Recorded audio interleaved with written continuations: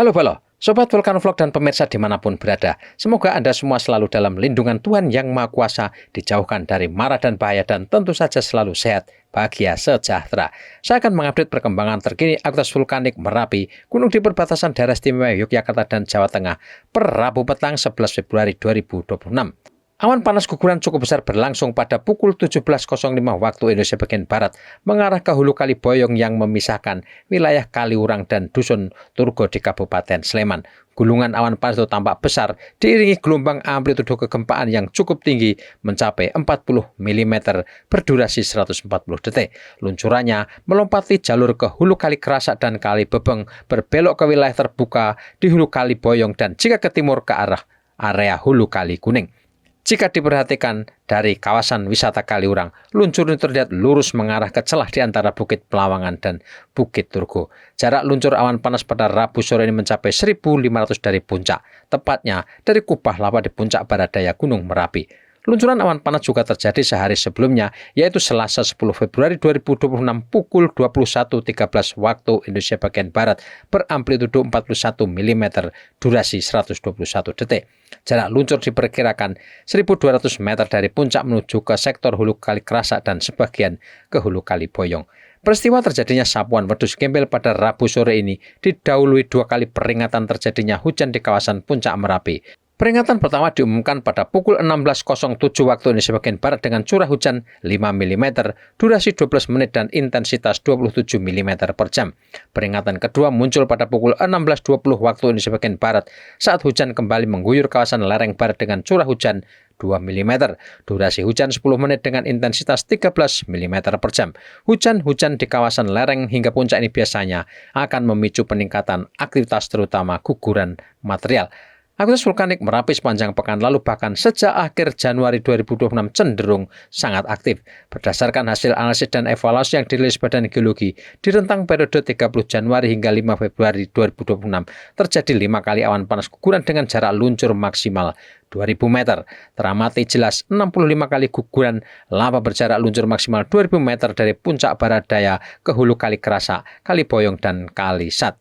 Gempa vulkanik dangkal juga tercatat muncul 6 kali, menandai pergerakan aktif magma di area permukaan dekat dengan kawah, deformasi atau kembang kepingnya tubuh gunung nihil, dan volume 2 kubah lava di tengah maupun barat daya tidak berubah signifikan. Volume kubah lava tengah stabil di angka 2,3 juta meter kubik, sementara kubah lava barat daya diperkirakan 4,1 juta meter kubik. Sepanjang Selasa 10 Februari 2026, catatan aktivitas vulkanik Merapi yang terekam perangkat pemantauan Badan Geologi adalah sebagai berikut. Cuaca umumnya berawan, mendung, dan hujan. Angin bertiup tenang, lemah ke arah barat dan timur. Suhu udara berkisar 18 hingga 26 derajat Celcius. Kelembapan udara 71,8 hingga 99%, dan tekanan udara 873 hingga 918 mm Hg. Volume curah hujan 34 mm per harinya. Gunung sepanjang waktu umumnya kabut 01 hingga kabut 03. Asap kawah tidak teramati.